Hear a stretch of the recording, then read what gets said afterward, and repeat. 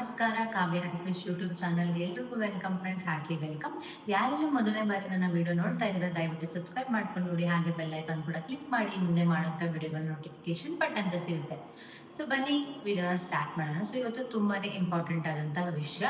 So ನೀವೆಲ್ಲ ಕೇಳ್ತಿರೋಂತಹ ರಾಘವೇಂದ್ರ ಸ್ವಾಮಿಗಳ 7 ವಾರಗಳ ವ್ರತ ಯಾವ ತರ ಮಾಡೋದು, ಮತ್ತೆ ಹೆಂಗ್ ಮಾಡೋದು, ಯಾರ್ಯಾರೆಲ್ಲ ಮಾಡ್ಬೇಕು, ಯಾರ್ಯಾರೆಲ್ಲ ಮಾಡಬಾರ್ದು, ಮತ್ತೆ ಮಾಡಿದ್ರೆ ಏನು ನಿಮ್ಗೆ ಲಾಭ, ಏನು ಪ್ರಯೋಜನ, ಏನು ಬೆನಿಫಿಟ್ಸು, ಸೊ ಯಾವ್ಯಾವ ತರ ಏನೇನು ಬೇಕಾಗುತ್ತೆ, ತುಂಬಾ ಕಷ್ಟನಾ ಸುಲಭನಾ ಏನು ಎತ್ತ ಅಂತ ನಿಮ್ಮ ಮೈಂಡಲ್ಲಿ ಕ್ವಶನ್ ಮಾರ್ಕ್ಸ್ ಇರುತ್ತೆ.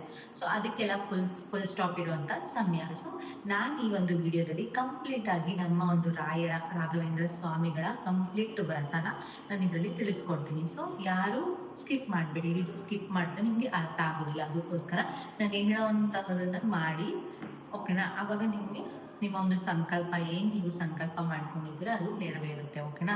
ಸೊ ಇದು ಏನಂತ ಹೇಳಿದ್ರೆ ನನಗೂ ಕೂಡ ನಾನು ಮಾಡಿದಂತಹ ಸಂಕಲ್ಪ ನೆರವೇರೋದ್ರಿಂದ, ಸೊ ನೀವು ಕೂಡ ಈ ಒಂದು ಇದನ್ನ ಮಾಡಲಿ ಅಂತಂದ್ರೆ, ವ್ರತವನ್ನ ಮಾಡಿದ್ರೆ ನಿಮ್ಗೆ ಕೂಡ ಒಳ್ಳೇದಾಗುತ್ತೆ. ಯಾಕಂದ್ರೆ ಇವಾಗ ರಾಘವೇಂದ್ರ ಸ್ವಾಮಿಗಳ ಶಕ್ತಿ ಎಷ್ಟು ಮಟ್ಟಿಗೆ ಇದೆ ಅಂತ ನಿಮ್ಗೆ ಎಲ್ಲ ಗೊತ್ತಾಗ್ತಿದೆ ಅಲ್ವಾ? ಸೊ ಅದಕ್ಕೋಸ್ಕರ ನೀವೇನು ಅನ್ಕೊಂಡಿರೋದು ಅದು ಒಳ್ಳೆ ಉದ್ದೇಶ ಇರಬೇಕು.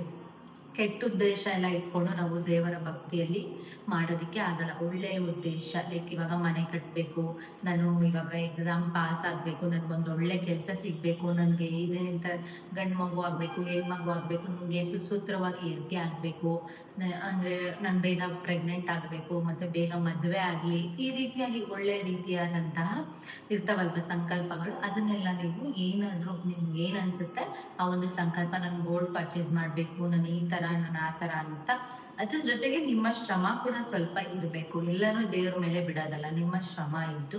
ಈಗ ನೀವು ಒಂದು ಎಕ್ಸಾಂಪಲ್ ಹೇಳ್ತೀನಿ ನಾನು, ಓಕೆನಾ? ಓಕೆನಾ? ಎಕ್ಸಾಮು ನೀವು ಫಸ್ಟ್ ಕ್ಲಾಸ್ ಅಥವಾ ಡಿಸ್ಟಿಂಕ್ಷನ್ ಅಲ್ಲಿ, ಓಕೆ ಫಸ್ಟ್ ಕ್ಲಾಸ್ ಬೇಡ, ಎಲ್ಲರೂ ಪಾಸ್ ಆಗ್ತಾರೆ ಫಸ್ಟ್ ಕ್ಲಾಸಲ್ಲಿ, ನಾನು ಡಿಸ್ಟಿಂಕ್ಷನ್ ಅಲ್ಲಿ ಅಂದರೆ ಒಂದು 85% ಮೇಲೆ ತಗೋಬೇಕು ಅಂತ ದೇವರ ಹತ್ರ ಬೇಡ್ಕೊಂಡು ಸಂಕಲ್ಪ ಮಾಡ್ಕೊಂಡಿದ್ದೀರ ಸ್ಟೂಡೆಂಟ್ಸು, ಓಕೆನಾ? ಅದರಲ್ಲಿ ನಿಮ್ಮ ಒಂದು ಎಫರ್ಟ್ ಏನು ಅಂತ ಅಂದರೆ, ನೀವು ಓದಬೇಕು. ಓದಿ ಇವಾಗ ನೀವು 80% ಓದಬೇಕು, ಇನ್ನು 2% 20% ದೇವರಿಗೆ ಬಿಡಬೇಕು. ಅದು ಒಂದು ಲೆಕ್ಕ ಥರ ನಮ್ಮ ಒಂದು ಜೀವನನ ಬದಲಾಯಿಸುತ್ತೆ, ಓಕೆನಾ? ನೀವೇನು ಓದಿರೋ ನನಗೆ 85% ಅಂತ ದೇವ್ರ ಹತ್ರ ಹೋದ್ರೆ ಸೊ ಅದು ಆಗೋದಿಲ್ಲ. ಅದಕ್ಕೋಸ್ಕರ ನಿಮ್ಮ ಎಫರ್ಟ್ ಜೊತೆಗೆ ದೇವರ ಆಶೀರ್ವಾದ ಇದ್ದಾಗ ಸಂಕಲ್ಪ ನಿಮಗೆ ಫುಲ್ಫಿಲ್ ಆಗುತ್ತೆ. ಆ ಒಂದು ಸಂಕಲ್ಪ ಸಕ್ಸಸ್ಫುಲ್ ಆಗುತ್ತೆ. ಆದಾಗ ಸಂತೋಷ ಆಗುವಂಥ ಟೈಮ್ ನಿಮಗೆ ತುಂಬಾನೇ ಪ್ರೀಶಿಯಸ್ ಟೈಮ್ ಅಂತಾನೆ ಹೇಳ್ಬೋದು. ಆ ರೀತಿಯಾಗಿ ನಿಮ್ಮ ಪ್ರಯತ್ನ ಪ್ಲಸ್ ದೇವರ ಸಂಕಲ್ಪ ಎಲ್ಲ ಇದ್ದಾಗ ನಿಮ್ಮ ಒಂದು ಕಾರ್ಯ ಅನ್ನೋದು ಸಕ್ಸಸ್ಫುಲ್ ಆಗುತ್ತೆ. ಇದು ಮೇನ್ ಗೊತ್ತಾಯ್ತಾ? ಫಸ್ಟ್ ಥೀಮ್ ಏನು ಅಂತ ಗೊತ್ತಾಯ್ತಲ್ವಾ? ಸೊ ನೀವೇನು ನಿಮ್ದು ಇಲ್ಲ ಅಂತ ಅಂದ್ರೆ, ಸೊ ನೀವು ದೇವ್ರ ಮೇಲೆನೆ ಭಾರ ಹಾಕ್ಬಿಟ್ರೆ ದೇವ್ರೇನು ಮಾಡೋಕ್ಕಾಗಲ್ಲ. ನಿಮ್ಮ ಒಂದು ಪ್ರಯತ್ನ 80% ಆದ್ರೂ ಇರಬೇಕು, ಇನ್ನು 20% ದೇವರ ಆಶೀರ್ವಾದ ಅಂಡ್ ಲಕ್ ಅನ್ನೋದು ಇರುತ್ತೆ. ಅದೆಲ್ಲಾನು ಸೇರಿ ನಿಮ್ಮ ಒಂದು ಪ್ರಯತ್ನ ಸಕ್ಸಸ್ಫುಲ್ ಆಗುತ್ತೆ. ಯಾರ್ಯಾರು ಮಾಡ್ಬೋದು ಈ ಒಂದು ವ್ರತನ ಅನ್ನೋದಾದ್ರೆ ಎಲ್ಲರೂ ಮಾಡ್ಬೋದು. ಗಂಡಸರು, ಚಿಕ್ಕವರು, ದೊಡ್ಡವರು, ವಯಸ್ಸಾದವರು ಎಲ್ಲರೂ ಮಾಡ್ಬೋದು, ಓಕೆನಾ? ಸೂತ್ಕ ಇದ್ದಾಗ, ಪೀರಿಯಡ್ಸ್ ಆದಾಗ ಮಾಡಂಗಿಲ್ಲ ಇದು, ಯಾಕಂದ್ರೆ ಇದು ಪವರ್ಫುಲ್ ಆದಂತ ವ್ರತ ಆಗಿರುತ್ತೆ. ಅದಕ್ಕೋಸ್ಕರ ನಿಮ್ಮ ಮನೇಲಿ ಯಾರಾದ್ರೂ ತೀರೋದ್ರು ಅಂದ್ರೆ ಆ ಒಂದು ವಾರನ ಪೋಸ್ಟ್ಪೋನ್ ಮಾಡಿ. ನಿಮ್ಮ ಮನೆಗೆ ತೀರೋದ್ರು, ನೀವು ಪೀರಿಯಡ್ಸ್ ಆಗಿದ್ರೆ ಅಂದ್ರೆ 5 days ಬಿಟ್ಟು ನೆಕ್ಸ್ಟ್ ಮಾಡಬೇಕಾಗುತ್ತೆ. ಅದು 7 days ಕಂಟಿನ್ಯೂಸ್ ಆಗಿ ಮಾಡಬೇಕಾ, 7 weeks ಅಂತಂದ್ರೆ ಏನಿಲ್ಲ. ಈ ಥರ ಪೀರಿಯಡ್ಸ್ ಆಗಲಿ, ಹೆಣ್ಮಕ್ಳು ಪ್ರಾಬ್ಲಮ್ಸ್ ಇದ್ದೇ ಇರುತ್ತಲ್ವಾ? ಸೊ ಪೀರಿಯಡ್ಸ್ ಆಗಲಿ ಯಾರಾದ್ರೂ ತೀರೋದ್ರು ಅಂತಂದ್ರೆ ಆ ಒಂದು ವಾರ ಅಥವಾ 2ನೇ ವಾರ ಬಿಟ್ಟು ನೆಕ್ಸ್ಟ್ ಕಂಟಿನ್ಯೂ ಮಾಡ್ಕೊಂಡು ಹೋಗಿ. ಒಟ್ಟು 7 ಗುರುವಾರಗಳು ನೀವೊಂದು ಈ ವ್ರತ ಮಾಡಬೇಕಾಗುತ್ತೆ. ಸೊ ಈ ಜನ ಎಲ್ಲ ಮಾಡ್ಬೋದು. ನಾನ್ ವೆಜ್ ತಿನ್ಬೇಕಾ ತಿನ್ಬಾರ್ದು ಅಂದ್ರೆ, ಗುರುವಾರದೊತ್ತು ನಾನ್ ವೆಜ್ನ ಕಂಪ್ಲೀಟ್ ಆಗಿ ಅವಾಯ್ಡ್ ಮಾಡಬೇಕು ನೀವು ಈ ವ್ರತನ ಮಾಡ್ತೀರಾ ಅಂದ್ರೆ. ಹಾಗಿದ್ರೆ ಮಾತ್ರ ವ್ರತನ ಮುಂದುವರಿಸಿ. ರಾಘವೇಂದ್ರ ಸ್ವಾಮಿಗಳಿಗೆ ಇಷ್ಟವಾದಂಥ ವಾರ ಗುರುವಾರ. ಆ ಒಂದು ಗುರುವಾರ ನಾನು ಮಾಂಸ ತಿನ್ನಲ್ಲ, ನಾನ್ ವೆಜ್ನ ಬಿಡ್ತೀನಿ ಅಂತ ಹೇಳಿ ಸಂಕಲ್ಪ ಮಾಡಿಕೊಂಡು ನೀವೇನು ಅನ್ಕೊಂತೀರೋ ಅದನ್ನ ರಾಯರ ಹತ್ರ ಹೇಳಬೇಕಾಗುತ್ತೆ. ನೀವು ಗುರುವಾರದೊತ್ತು ನಾನ್ ವೆಜ್ ನಾನು ತಿನ್ನಲ್ಲ, ಫುಲ್ ಲೈಫ್ ಲಾಂಗ್, ಓಕೆನಾ? ಲೈಫ್ ಲಾಂಗ್ ನಾನು ನಾನ್ ವೆಜ್ ತಿನ್ನಲ್ಲ ಅನ್ನೋಂಗಿದ್ರೆ ಈ ವ್ರತನ ಕಂಟಿನ್ಯೂ ಮಾಡಿ. ಇಲ್ಲ ನಾನು ಗುರುವಾರದ್ದು ತಿಂತೀನಿ, ಮನೇಲಿ ತಿನ್ಬೋದಾ, ಆಚೆ ತಿನ್ಬೋದಾ, ಏನು ಇಲ್ಲ, ನಾನ್ ವೆಜ್ ಒಟ್ಟಿನಲ್ಲಿ ತಿನ್ನಂಗೆ ಇಲ್ಲ, ಓಕೆನಾ? ಈ ಥರ ಇದ್ರು ಅಂದರೆ ವ್ರತನ ಮಾಡಿ, ಇಲ್ಲಾಂದರೆ ಡಿಸ್ಕಂಟಿನ್ಯೂ ಮಾಡಿ. ಇದಿಷ್ಟು ಆಯಿತಾ? ಆ ವಾರದಲ್ಲಿ ಬೇರೆ ಯಾವಾಗಾದ್ರೂ ನೀವು ತಿನ್ಬೋದು, ಓಕೆನಾ? ಬರೀ ಗುರುವಾರ ಮಾತ್ರ. ಸೊ ನೆಕ್ಸ್ಟ್ ಬಂದು ಏನೇನೆಲ್ಲ ಮಾಡಬೇಕು, ಯಾವ ಟೈಮಿಂಗ್ಸ್ ಎಲ್ಲ ಅಂತಂದರೆ, ಮಾರ್ನಿಂಗ್ ಮಾಡೋದ್ರಿಂದ ತುಂಬ ಒಳ್ಳೆಯದು. ಸೂರ್ಯೋದಯ ಅಂದರೆ ಈ ಬ್ರಾಹ್ಮಿ ಮುಹೂರ್ತ ಅಂತಾರಲ್ಲ, ಆ ಟೈಮಲ್ಲಿ ಮಾಡೋದ್ರಿಂದ ತುಂಬಾ ಒಳ್ಳೆ ಪವರ್ಫುಲ್. ಫಸ್ಟ್ ವಾರ ಮಾತ್ರ ಬ್ರಾಹ್ಮಿ ಮುಹೂರ್ತದಲ್ಲಿ ಮಾಡಿ, ನೆಕ್ಸ್ಟ್ ಎಲ್ಲ ವಾರಗಳು ನಾರ್ಮಲ್ ಆಗಿ ನಿಮಗೆ 9 ಗಂಟೆ ಒಳಗಡೆ ಮಾಡಿದ್ರೆ ಸಾಕಾಗುತ್ತೆ. 9 ಗಂಟೆ 9:30 ಒಳಗಡೆ ಮಾಡಬೇಕು ದೇವ್ರ ಪೂಜೆನ. ಯಾವತ್ತೇ ಆಗಲಿ ಮನೆಯಲ್ಲಿ ಏನೇ ಶುಭ ಕಾರ್ಯ ಇರಲಿ ಏನೇ ಆಗಲಿ ಬೆಳಗ್ಗೆ ಹೊತ್ತು ಮಾಡೋದ್ರಿಂದ ನಿಮಗೆ ಜಾಸ್ತಿ ಶುಭ ಆಗುತ್ತೆ. ಓಕೆನಾ? ನೀವೇನೇ ಆಗಲಿ ಗಂಡನ ಪಾದ ಪೂಜೆ ದೇವರ ಪೂಜೆ ಆಗಿರಲಿ 9:30 ಒಳಗಡೆ ಟಿಫನ್ ಟೈಮ್ ಒಳಗಡೆ ಬಿಸಿಲು ಸ್ಟಾರ್ಟ್ ಆಗೋ ಒಳಗಡೆ ನೀವು ಮಾಡಬೇಕಾಗುತ್ತೆ. ಓಕೆನಾ? ಇದನ್ನ ನೆನಪಿಟ್ಕೊಳ್ಳಿ. ನೀವು 6 ಗಂಟೆಗೆ ಮಾಡ್ತೀರಾ ಅವೆಲ್ಲ 7 ಗಂಟೆ 8 ಗಂಟೆ 9 ಗಂಟೆ ಒಳಗಡೆ ಕಂಪ್ಲೀಟಾಗಿ ದೇವ್ರ ಪೂಜೆನ ಮಾಡಿ ಮುಗಿಸಿ. ಏನು ಮಾಡಬೇಕು ಅಂದರೆ ನೀವು ಸ್ವಚ್ಛವಾಗಿ ಮನೆಯೆಲ್ಲ ಸ್ವಚ್ಛ ಮಾಡಬೇಕಾಗುತ್ತೆ. ಸಾರಿಸಿ ಗುಡಿಸಿ ರಂಗೋಲಿ ಹಾಕಿ ನೀವು ಸ್ನಾನ ಮಾಡುವಾಗ ಸ್ನಾನದಲ್ಲಿ ನೀರಿಗೆ ದೋಷ ಇರಬಾರ್ದಲ್ವಾ? ಸೊ ಅದಕ್ಕೋಸ್ಕರ ಮತ್ತೆ ಅರಿಶಿನ ಮತ್ತು ಹಸಿ ಹಾಲನ್ನು ನೀರಲ್ಲಿ ಹಾಕ್ಕೊಂಡು ಸ್ನಾನ ಮಾಡಿ. ಇಲ್ಲಾಂದರೆ ಗರಿಕೆ ಹುಲ್ಲಾಗಿರ್ಬೋದು ಆ ಥರ ಅದನ್ನ ಹಾಕೊಂಡು ಗರಿಕೆ ಹುಲ್ಲೆಲ್ಲ ಹುಡ್ಕೊಂಬರಕ್ಕೆ ಟೈಮ್ ಇರಲ್ಲ. ಸೊ ಮನೇಲಿ ಅರಿಶಿನ ಮತ್ತು ಹಸಿ ಹಾಲಿರುತ್ತೆ, ಸ್ವಲ್ಪ ಅದನ್ನೆರಡನ್ನ ಹಾಕೊಳ್ಳಿ. ನೀರಿನ ದೋಷ ಇತ್ತು ಅಂತಂದ್ರೆ ಹೋಗಿ ನೀವು ಅದನ್ನ ಸ್ನಾನ ಮಾಡ್ಕೊಂಡಾಗ ನಿಮ್ಮಲ್ಲಿರೋದು ದೋಷ ಕಳೆಯುತ್ತೆ. ಓಕೆನಾ? ಇದರಿಂದ ಸ್ನಾನ ಮಾಡಿಕೊಂಡು ಅಲಂಕಾರ ಮಾಡಿಕೊಂಡು ರೆಡಿಯಾಗಿ ನೀವು ದೇವ್ರ ಹತ್ರ ಎಲ್ಲ ಹೋಗಿ ದೇವ್ರ ಸಾಮಾನೆಲ್ಲ ತೊಳೆದು ನೀಟಾಗಿ ಮತ್ತೆ ರಾಯರ ಫೋಟೋ ತಗೋಬೇಕಾಗುತ್ತೆ. ನೀವು ರಾಯರ ಫೋಟೋ ಏನಂತ ಅಂದರೆ ರಾಯರ ವಿಗ್ರಹ ಫೋಟೋ ಏನಾದರೂ ಇರಲಿ, ನಿಮ್ಮ ಫೋಟೋ ತಗೊತೀರಾ ಅಂತಂದರೆ ಕಾಮಧೇನು ಕಲ್ಪವೃಕ್ಷ ಮುಂದೆ ರಾಯರಿರ್ತಾರಲ್ಲ ಆ ರೀತಿಯಾದಂಥ ಫೋಟೋನ ತಗೋಬೇಕಾಗುತ್ತೆ. ತುಂಬ ಒಳ್ಳೆಯದು. ಯಾಕಂದರೆ 3ಕ್ಕೂ ನಾವು ಪೂಜೆ ಮಾಡ್ತೀವಿ ಅನ್ನೋದು ಆ ಒಂದು ಸಂಕೇತ ಆಗಿದೆ. ಸೊ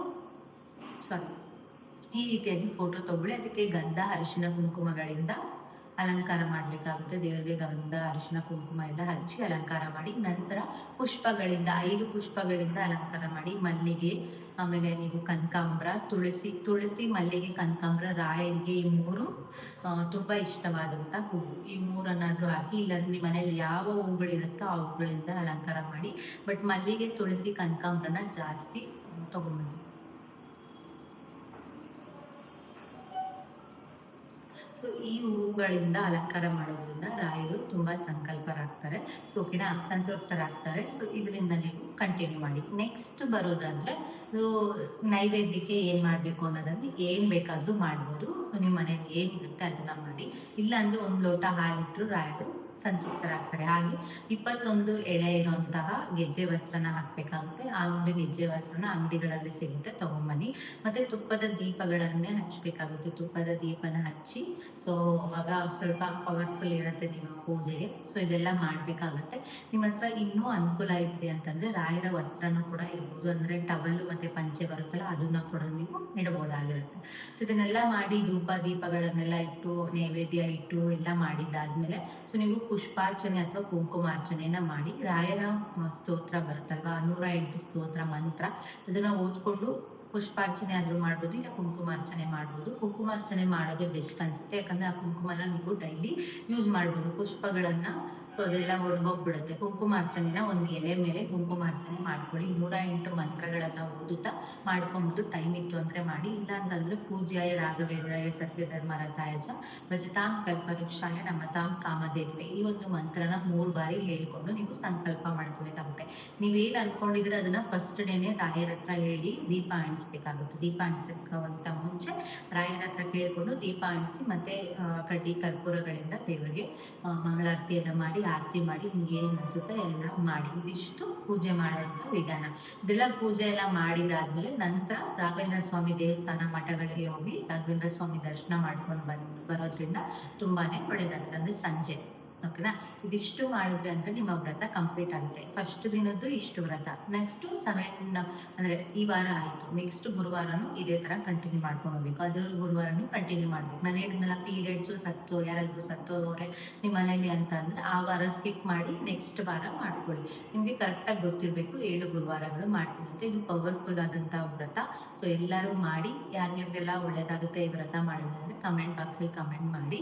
ಸೊ ನಾನು ಕೂಡ ಈ ವ್ರತ ಮಾಡಿ ನನಗೂ ಕೂಡ ಫಲ ಸಿಕ್ಕಿದೆ. ಅದಕ್ಕೋಸ್ಕರ ನಿಮ್ಮೊಂದಿಗೆ ಶೇರ್ ಮಾಡ್ಕೊತಾ ಇರೋದು ಸುಮ್ಮನೆ ಅಲ್ಲ.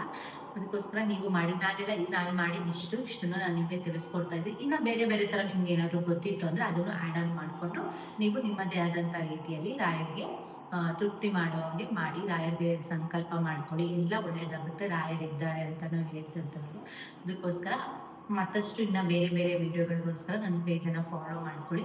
So thank you so much ಇಷ್ಟೊತ್ತು ವಿಡಿಯೋ ನೋಡೋದಕ್ಕಾಗಿ. Take care, bye, love you all.